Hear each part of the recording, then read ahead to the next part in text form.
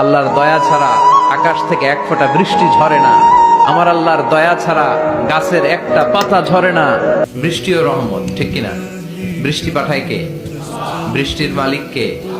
বিশ্বনবী আকাশে মেঘ দেখলে বলতেন আল্লাহুম্মা সাইয়্যিবান নাফিআন, হে আল্লাহ তুমি ভালো বৃষ্টি দাও। কেননা এই বৃষ্টি দিয়েও আল্লাহ অনেক জাতিকে ধ্বংস করেছে। বৃষ্টি দিয়ে মানে অতি বৃষ্টি দিয়ে আল্লাহ বন্যা দিয়ে গোটা দুনিয়াটাকে ভাসিয়ে দিতে পারে কি পারে না? এজন্য মেঘ দেখলে এত আনন্দিত হয়ে না, বৃষ্টি দেখলে অনেকে গান বাজায়, আছে না নাই?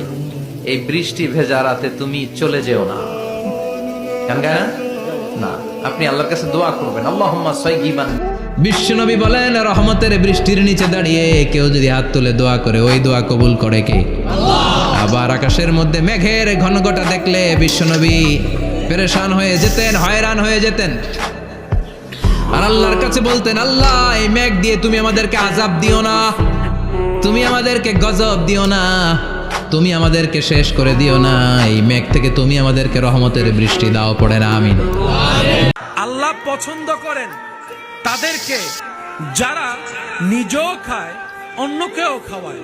আল্লাহ পছন্দ করেন তাদেরকে যারা অন্যের মুখে হাসি ফুটায়। আল্লাহ পছন্দ করেন তাদেরকে যারা অন্যের বিপদে পাশে দাঁড়িয়ে সাহায্য করে। আল্লাহ পছন্দ করেন তাদেরকে যারা মানুষের জন্য রাস্তা খুলে দেয়, মানুষের জন্য পথ চলা সহজ করে দেয়। রব্বুল